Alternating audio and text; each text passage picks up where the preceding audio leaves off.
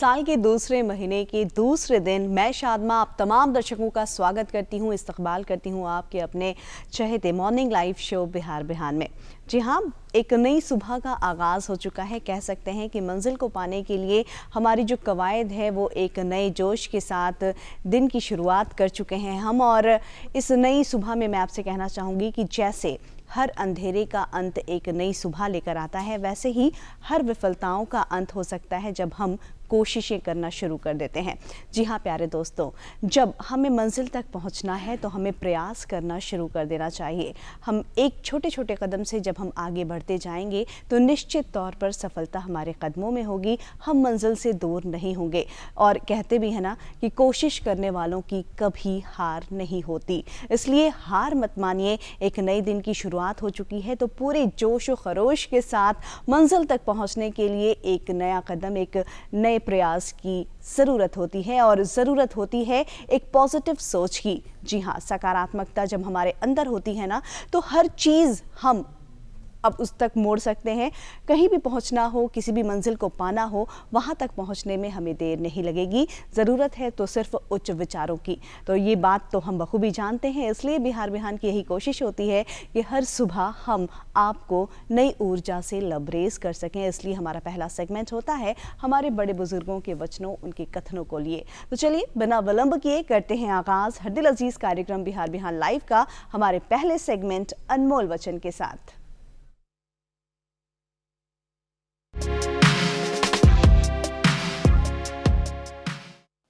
महात्मा गांधी ने कहा था, जब मैं सूर्यास्त और चंद्रमा के सौंदर्य की प्रशंसा करता हूं, मेरी आत्मा उसके निर्माता के पूजा के लिए विस्तृत हो उठती है।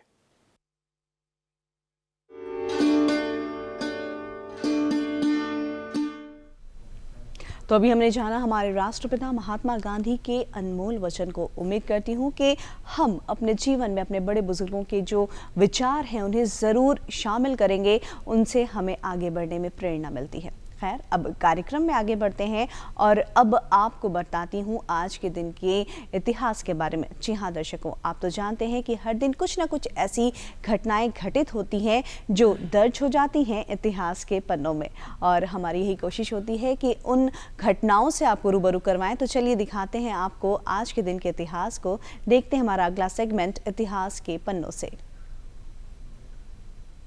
तो चलिए मिलकर स्वागत करते हैं हमारे आज के बेहद ही विशेष मेहमान का। हमारे बीच आज हैं पर्यावरण विद यूएनडीपी यानी United Nation Development Programme Mister Deepak Kumar. बहुत बहुत स्वागत है सर आपका हमारे विशेष कार्यक्रम बिहार बिहान लाइव में। जैसा कि मैंने अपने दर्शकों को बताया कि आज वेटलैंड्स डे है, साथ ही साथ आपको बता दूं कि आज वन अग्नि सुरक्षा दिवस यानी कि 1 से लेकर 7 फरवरी तक एक सप्ताह तक इसे मनाया जा रहा है लोगों में अवेयरनेस के लिए। और साथ ही आज विश्व आर्द्र भूमि दिवस भी है। इन दोनों ही विषयों पर चाहूँगी कि आपसे हम जानकारी लें, लेकिन सबसे पहले बात करेंगे हम वन अग्नि सुरक्षा के बारे में। वन अग्नि सुरक्षा, वन हम सब के लिए बेहद ही अनमोल संपदा है, ये हम सभी जानते हैं, लेकिन कहीं ना कहीं वनों की अनदेखी हम कर रहे हैं। जानबूझकर हर चीज़ को जानते हुए भी हम या तो आंखें बंद कर लेते हैं या फिर सोचना नहीं चाहते हैं कि क्या इसके दुष्परिणाम हमें झेलने पड़ सकते हैं।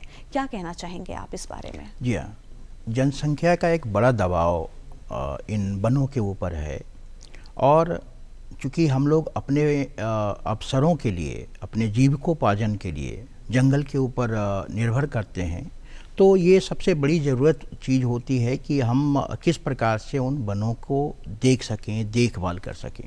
दूसरी ओर जलवायु परिवर्तन का एक बहुत बड़ा असर हम लोगों को देखने को मिलता है। खास करके जो मौसम का जो बदलाव है वो बढ़ रहा है, और मौसम के अंदर तापमान बढ़ने से गर्मी बढ़ती जा रही है, और एक महत्वपूर्ण कारण जंगल में आग का, तापमान का बढ़ना है।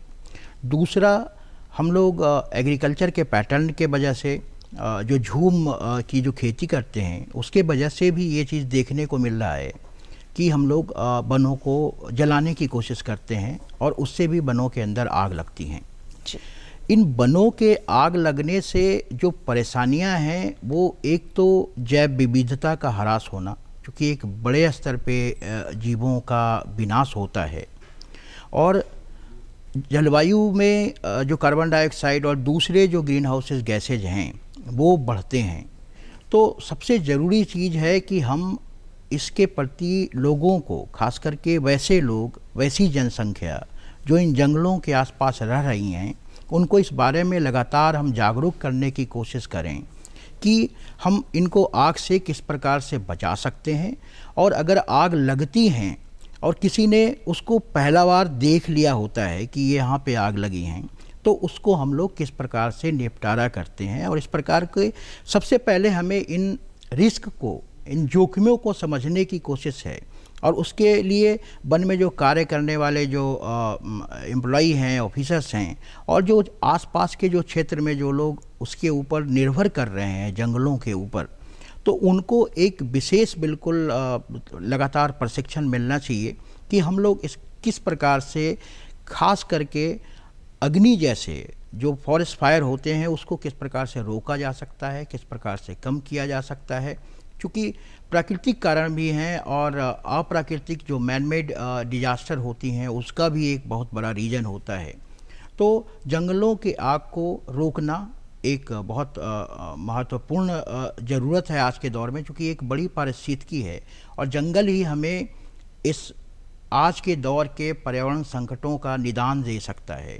जितनी हमारी धरती हरी भरी होएगी, उतना ही हम लोग किसी भी तरीके के पर्यावरण संकट से लड़ाई कर सकते हैं, चाहे वो वायु प्रदूषण हो, चाहे जल का संकट हो, चाहे मृदा का संकट हो, या मृदा की उर्वरता हो, हमारे जीविकोपार्जन के साधन हो, और दूसरे जीवों के पर्यावास, उसका बहुत एक महत्वपूर्ण स्थान है। क्योंकि जंगल अगर हम लोग देखते देखते ख़त्म करेंगे अपनी आवश्यकताओं के लिए, अपने कंजम्पशन के लिए, तो उससे क्या होगा कि जो हमारी आहार श्रृंखलाएँ हैं, जो फूड चेन है हमारा, वो असंतुलित हो जाएगा। और उसके असंतुलन का सबसे बड़ा प्रभाव दीर्घकालिक या अल्पकालिक या मध्यकालिक, तीनों रूपों में मानवों के ऊपर सबसे ज़्यादा पड़ने वाला है। और उसका एक बड़ा प्रभाव जो वहाँ के आसपास जो मूल निवासी, जो ट्राइबल लोग हैं, उनके ऊपर पड़ता है।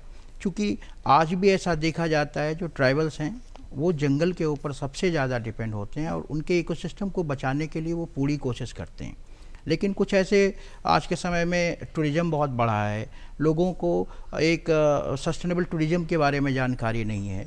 तो जो टूरिस्ट आते हैं उनको भी कम से कम जगह जगह अवेयरनेस पंपलेट वगैरह, बोर्ड वगैरह, या वहाँ पे लोगों को एक इन्फॉर्मेशन दिया जाए कह सकते हैं कि गाइडलाइन हम तैयार कर सकते हैं, प्रॉपर गाइडलाइन तैयार कर सकें कि जंगलों के अंदर आप किस प्रकार के आपका बिहेवियर होगा, आचरण किस प्रकार आप करेंगे। क्योंकि आप उस हैबिटेट के व्यक्ति नहीं हैं, आप उस इकोसिस्टम के आदमी नहीं हैं, आप देखने के लिए आए हो, आप रिक्रिएशनल पर्पस से आए हो। तो आपको जानकारी होनी चाहिए कि जंगलों के अंदर कैसे रहा जाता है, कैसे हम लोग उनको सुरक्षा दे सकते हैं, क्योंकि आपके वजह से भी आग लग सकती हैं। तो इन सब चीज़ों के ऊपर बिल्कुल हमें जी हाँ, बिल्कुल कह सकते हैं कि अगर खुशहाल जीवन हमें जीना है तो वनों का जो महत्व है उसे हमें समझना होगा। इस तरह से हम जागरूक हो सकते हैं और अपने वनों की सुरक्षा कर सकते हैं। इन तमाम बातों पर आपसे चर्चा हुई। अब चाहेंगे कि आज चूँकि विश्व आर्द्रभूमि दिवस है, यानी कि वर्ल्ड वेटलैंड्स डे है, और लगभग 10 सालों से आप जुड़े हुए हैं, वेटलैंड्स के ऊपर कार्य कर रहे हैं, तो आज के दिन आप क्या कहना चाहेंगे? आर्द्रभूमि आज के समय की सबसे महत्वपूर्ण पारिस्थितिकी, जलीय पारिस्थितिकी में से एक है। आर्द्रभूमि एक ऐसी जलीय पारिस्थितिकी है जो हमें बहुत प्रकार की पारिस्थितिकी सेवाएं देती हैं।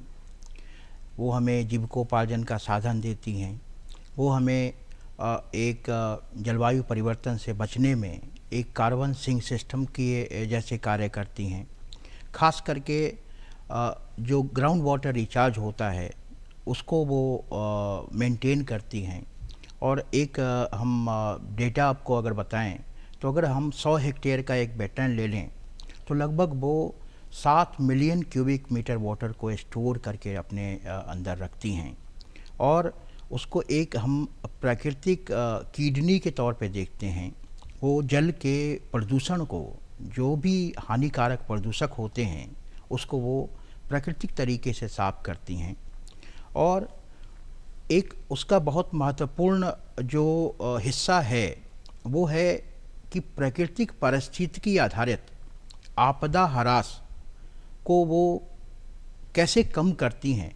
वो खास करके जो वाटर डिजास्टर होते हैं, वाटर बॉर्न डिजास्टर, जैसे आप फ्लड देखती हैं, साइक्लोन देखते हैं, उस प्रकार में ये आर्द्रभूमि हमें उसको कम करने में मदद करती हैं।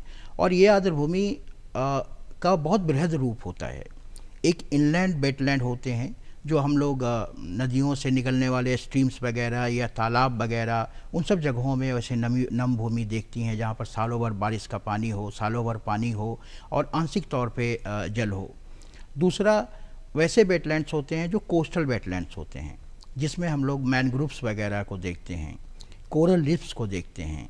और तीसरा जो मैन मेड वेटलैंड्स होते हैं, जैसे हम लोग डैम बनाते हैं तो उसका एक बड़ा कैचमेंट एरिया होता है, एक बड़ा वाटर बेसिन बन जाता है, तो वहाँ पे हम लोग देखते हैं कि वो एक वेटलैंड का रूप ले लेता है।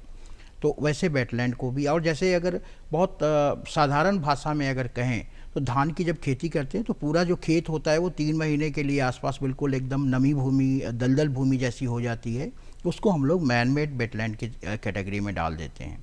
तो रामसर एक ऐसी बॉडी है जहाँ पे इन वेटलैंड को डेजिग्नेट करने के लिए, उसके उपयोगिता के लिए हम लोगों को एक रास्ता दिया, एक तरीका बताया, और उसके बाद से आर्द्रभूमि के बारे में एक बहुत सामान्य बातें होनी शुरू हो गई कि आर्द्रभूमि कोई अपशिष्ट भूमि नहीं है, कोई वेस्टलैंड नहीं है, वो आज के दौर का सबसे बड़ा प्रोडक्टिव इकोसिस्टम है और हमें उस प्रोडक्टिव इकोसिस्टम को बचाना होगा, क्योंकि उसके ऊपर हमारा एक बहुत बड़ा दबाव जो जल संकट का है उसको वो दूर करने में मदद करती हैं।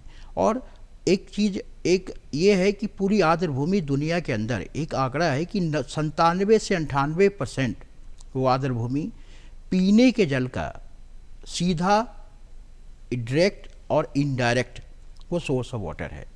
तो जल का जो संकट है, अगर हम उस संकट से बचना चाहते हैं तो जो बची खुची इस तरीके की जो इकोसिस्टम्स हैं, इस तरीके के जो प्राकृतिक पारिस्थितिकी, जलीय पारिस्थितिकी हैं, उनको हमें बचाना ही होगा।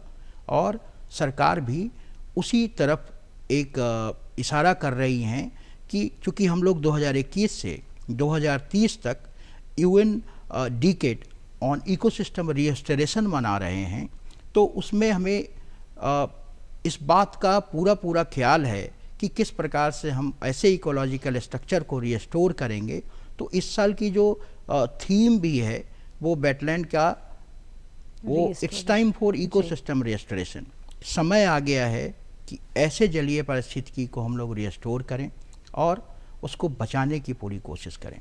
जी हाँ, बेशक, जैसा कि आपने कहा कि वेटलैंड्स जो हैं वो जलवायु परिवर्तन में भी काफ़ी कारगर साबित हो सकते हैं। जिस समस्या से हम जूझ रहे हैं उसका कहीं ना कहीं निदान वेटलैंड्स के पास है। आज हम वन अग्नि सुरक्षा सप्ताह भी मना रहे हैं, तो कह सकते हैं कि ये सारी चीज़ें आपस में जुड़ी हुई हैं, क्योंकि वेटलैंड्स अगर जलवायु परिवर्तन को रोकते हैं तो कहीं ना कहीं वनों में जो अग्नि लगने के जो कारण हैं वो भी जलवायु परिवर्तन है। तो कहीं हद तक हम अगर इन चीज़ों को बचाते हैं तो तमाम तरह की समस्याएं जो हमारे आसपास आज घिर रही हैं उनसे हम बाहर निकल सकते हैं। यहाँ पर मेरा आपसे सवाल है कि हमने अपने दर्शकों को अपनी सॉफ्ट स्टोरी के माध्यम से वेटलैंड्स की उपयोगिता के बारे में, उसके महत्व के बारे में समझाने की कोशिश की। यहाँ पर मेरा आपसे सवाल है कि जिस तरह से आज हम वेटलैंड्स को यूज़ कर रहे हैं, घर बना रहे हैं या उसे दूषित कर रहे हैं, जो छोटे छोटे वेटलैंड्स थे हमारे अब नहीं रहे, तो इसके क्या दुष्परिणाम हमारे सामने आ सकते हैं? जी हाँ, वो परिणाम बहुत अब सामने दिख रहा है। आप शहरों के अंदर में आप अर्बन फ्लडिंग देखती हैं, आधा घंटे की बारिश होती है और आपका पूरा शहर फ्लडेड हो जाता है, वाटर लॉगिंग होती है। ये सब दुष्परिणाम देखने को मिल रहा है। दूसरी तरफ जो लोग उसके ऊपर निर्भर करते थे, उस तरीके के इकोसिस्टम के ऊपर, खास करके फिशरीज वाले लोग, लोकल जो लोग हैं और एग्रीकल्चर वाले लोग, उनका सीधा सीधा उसके ऊपर असर दिखने को मिल रहा है कि उनको पानी का संकट हो रहा है एग्रीकल्चर करने में। दूसरा, उससे जो बायोडाइवर्सिटी लॉसेज हो रही हैं, फिश वगैरह वो पानी से ख़त्म हो रहा है। और वेटलैंड्स एक ऐसा इकोसिस्टम है जो पक्षियों को सबसे ज़्यादा अट्रैक्ट करती हैं। पूरी दुनिया की जो पक्षी हैं वो साइबेरिया से निकल कर के उतनी दूर से निकल कर के उतना डिस्टेंस कवर करके आपके यहाँ इसलिए आती हैं कि आपके यहाँ इस प्रकार के बहुत सारे वाटर इकोसिस्टम हैं। इस प्रकार के इकोसिस्टम आपको उनको अट्रैक्ट करती हैं और वो उतनी दूर से चल कर के आपके यहाँ आते हैं। और अगर आप उस इकोसिस्टम को ख़त्म कर देते हैं तो जो लोग, टूरिज़्म आज के दौर का सबसे बड़ा इकोनॉमिक रेवेन्यू का एक मॉडल है। और अगर हम इस तरीके के वेटलैंड को ख़त्म करेंगे तो जो उनका कल्चरल सिग्निफिकेंस है, और पहले हमारे जो पूर्वज हुआ करते थे ऐसे ऐसे पारिस्थितिकी को अपने सेक्रेडनेस, अपने पवित्रता के वजह से उसकी पूजा करते थे, उसको पवित्र मानते थे। और पवित्र इसलिए नहीं मानते थे कि उनके अंदर कोई अंधविश्वास था, ऐसा कुछ नहीं था, क्योंकि वो उसके ऊपर निर्भर करते थे, उनकी सेवाओं के ऊपर निर्भर करते थे। वहाँ पर देखते थे कि विभिन्न प्रजाति की चीज़ें आ रही हैं, उतने दूर से वहाँ पर पक्षियाँ उस समय के लिए आती हैं, तो उसको वो बचा करके रखा करते थे। लेकिन आज के दौर में चूँकि हमारा इकोनॉमिक एम्बिशंस बहुत ज़्यादा बढ़ा, हमने अपने अंदर ग्रीड को बहुत ज़्यादा डेवलप किया, तो हमें लगा कि इस तरीके की बेकार की पारिस्थितिकी क्यों हमारे पास में पड़ी रहेंगी, इस ज़मीन का हम लोग कुछ उपयोग कर लेंगे। उनको पता नहीं था कि जो इनकी प्रोविजनिंग सर्विसेज है, जो इनकी रेगुलेटिंग सर्विसेज है, जो इनका कल्चरल सर्विसेज है, या जो ये मल्टीपल सर्विसेज जैसे न्यूट्रिएंट साइकिल, कार्बन साइकिल और दूसरे जो साइकिल्स हैं उसमें ये जो देती हैं, और इनका जो रिक्रिएशनल वैल्यूज है, जो एस्थेटिक वैल्यूज है, वो हम अगर मार देंगे तो आगे चल कर के उसका नुकसान सीधा सीधा हमें ही होगा।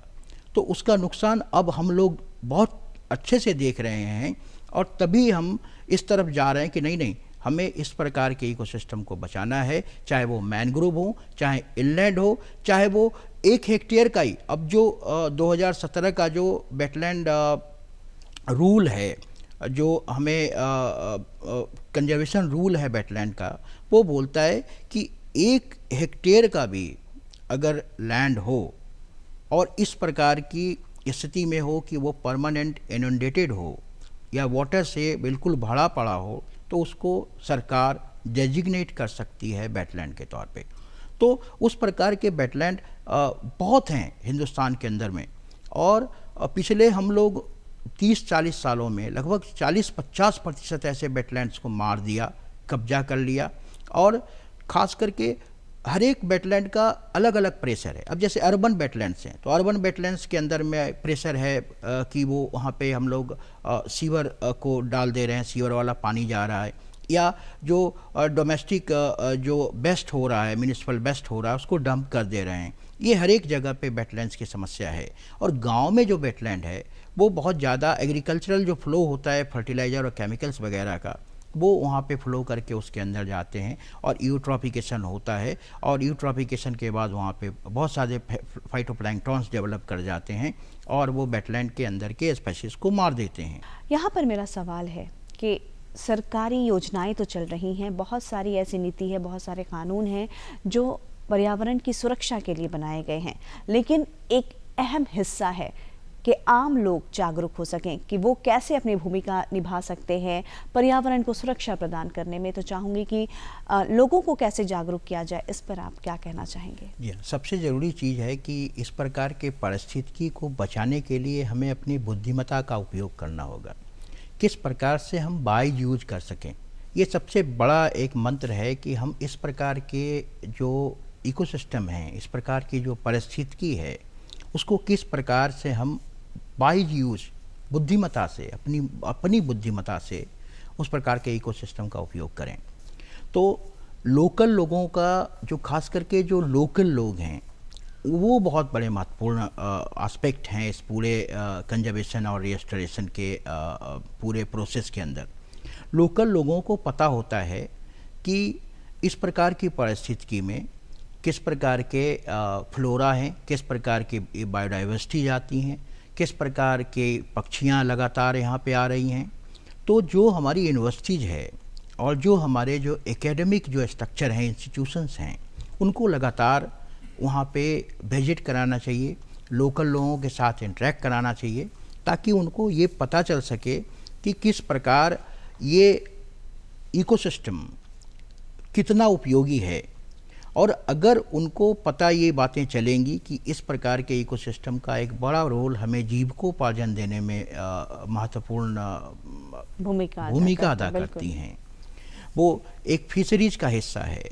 अब जो वाटर एग्रीकल्चर है, जो पानी के अंदर जो खेती होती है, जैसे आप पानी फल लेती हैं, आप कमल आप पूरे बहुत सारे ऐसे वेटलैंड्स हैं जहाँ पे आप जाएंगी, वहाँ पे आपको कमल गट्टा वगैरह, कमल वगैरह, ये तमाम चीज़ें वहाँ पे मिलेंगी। और पूरा एक बड़ा भूभाग एग्रीकल्चर को सपोर्ट करता है, पानी की कमी नहीं होने देता है। तो और आसपास के रहने वाले लोगों को 100% बिल्कुल शुद्ध पानी वो मुहैया करती हैं। तो पानी कितना इम्पोर्टेंट है, इस बात का अंदाज़ा आप लगा सकते हैं कि आप एक घर में आरओ सिस्टम लगाती हैं तो आपको उसके ऊपर हर एक साल खर्चा आता है, आपको उसको मेंटेन करना पड़ता है। तो इस प्रकार की इकोसिस्टम को अगर हम स्वस्थ रखते हैं और लोगों को अवेयर करते हैं कि ये इकोसिस्टम आपके जीवन के लिए बहुत ज़रूरी है, आपके ज़िंदा रहने के लिए इस प्रकार की परिस्थिति की बहुत ज़रूरी है, तो लोग खुद ब खुद वो निकल कर के आएंगे और एक कम्युनिटी पार्टिसिपेशन के ज़रिए कोशिश करेंगे कि इस प्रकार की आर्द्र भूमि को हम बिल्कुल स्वस्थ रखें, इनको हम लोग मृत ना होने दें। और जहाँ पे ऐसा महसूस हो रहा हो कि गाद जम रहा हो या सिल्ट जम रहा हो या इनका चैनल, वाटर का चैनल बंद हो गया हो, तो सरकार के ऊपर ही हमें निर्भर ना रहें, एक कम्युनिटी मिल करके उसके रास्ते को साफ करते रहें, ताकि वो पानी सालों भर नदियों से आता रहे और हमारा इस प्रकार का आर्द्र भूमि क्षेत्र सूखे ना, पूरा जल से भरा पड़ा रहे, ताकि वो हम लोगों को लगातार मदद करती रहेंगी और हमारे जीवन को आगे बढ़ाते रहेंगी। क्या बात है, कह सकते हैं कि आम लोगों को अपनी भागीदारी, अपनी जिम्मेदारी निभाने की ज़रूरत है, ताकि वो इंडिविजुअली लेवल पे भी अगर हमारे आसपास इस तरह के वेटलैंड्स हैं तो उनको सुरक्षा प्रदान कर सकें। और इसके लिए ज़रूरी है, जैसा कि आपने कहा, कि लोगों को हमें जागरूक करने की ज़रूरत है, उन्हें बताने की ज़रूरत है कि ये वेटलैंड्स हमारे लिए कितने महत्व रखते हैं, क्या मायने हैं इनके हमारे जीवन में। चाहूँगी कि क्या कुछ संदेश देना चाहेंगे आप हमारे कार्यक्रम के माध्यम से हमारे दर्शकों को? जी हाँ, खास करके जब हम आर्द्र भूमि की चर्चा कर रहे हैं तो हमारे यहाँ बिहार के अंदर में बहुत सारे ऐसे आर्द्र भूमि हैं और बिहार आर्द्र भूमि का प्रदेश है। तो रामसर के तरफ से हमें काबर का दर्जा मिला है। सरकार आगे कोशिश कर रही कि गोगाबेल कटिहार में, नागे नकटी जो आर्द्र भूमि है वो जमुई में, बरेला, वैशाली में, कुशेश्वर स्थान बेगूसराय में, इस प्रकार की आर्द्र भूमि को भी आगे रामसर का दर्जा मिले। और इस प्रकार की आर्द्र भूमि हमारे राज्य को इकोनॉमिक तरीके से और सोशल तरीके से और इकोलॉजिकल तरीके से वो हेल्दी बनाएंगी। और आने वाले समय में अगर हम अपने आप को जलीय सुरक्षा से, वायु प्रदूषण से और मिट्टी की उर्वरता से और इस आज के दौर में जो अनएम्प्लॉयमेंट की स्थिति है उसके ख़त्म करके अगर हम आगे बढ़ें तो इस प्रकार के बहुत सारे एंटरप्रेन्योर इसमें जुड़ सकते हैं, सोशल एंटरप्रेन्योर आ सकते हैं इस प्रकार के इकोसिस्टम को बचाने के लिए और लोगों को इससे जोड़ने के लिए, ज़्यादा से ज़्यादा एम्प्लॉयमेंट जनरेट करने के लिए। तो हमें वेटलैंड को बचाने की तरफ जाना होगा, वेटलैंड्स को प्रोटेक्ट करने की ज़रूरत होगी, रिस्टोर करने की ज़रूरत होगी। और वेटलैंड्स में एक बहुत बड़ी बायोडाइवर्सिटी रहती हैं, उन बायोडाइवर्सिटी को हमें बचाना होगा। और जब बायोडाइवर्सिटी बचेंगी और इन तमाम चीज़ों को बचाने के लिए हमें आगे आना होगा, तमाम नागरिकों को, तमाम लोगों को सोचना होगा कि हमें किधर जाना है और अपनी जिम्मेदारी ज़रूर निभाना होगा। वक्त की कमी है, बातें बहुत सारी आपसे जानी, बहुत आपका शुक्रिया अदा करना चाहेंगे, तहे दिल से शुक्रिया आपका कि आज वर्ल्ड वेटलैंड्स डे पर आप यहाँ आए और बहुत सारी बातें आपने हमारे साथ साझा की, बहुत सारी जानकारियाँ दी। इसके लिए आपका तहे दिल से शुक्रिया, बहुत बहुत शुक्रिया। तो दर्शकों, ये थे हमारे आज के बेहद ही खास मेहमान, जिनसे हमने बहुत सारी बातें की, बहुत सारी जानकारियाँ आप तक पहुँचाई और वेटलैंड्स के बारे में जाना। दर्शकों, आज ज़रूरत है कि हमें भी सोचना होगा कि हम अपने स्तर पर क्या कर रहे हैं, अपने पर्यावरण को हम क्या दे रहे हैं, जबकि हम अपने पर्यावरण से लेते बहुत कुछ हैं लेकिन उसे देते क्या हैं, ये सोचना हम सबको होगा। तो चलिए, आज का ये अंक आपको कैसा लगा, तो अपने विचार, अपने फीडबैक हम तक ज़रूर पहुंचाएं। उसके लिए नोट करें हमारा पता है कार्यक्रम बिहार बिहार, निदेशक DD बिहार, दूरदर्शन केंद्र पटना, फ्रेजर रोड पटना 8,01,। हमारा ईमेल एड्रेस है director@ddkpatna@gmail.com।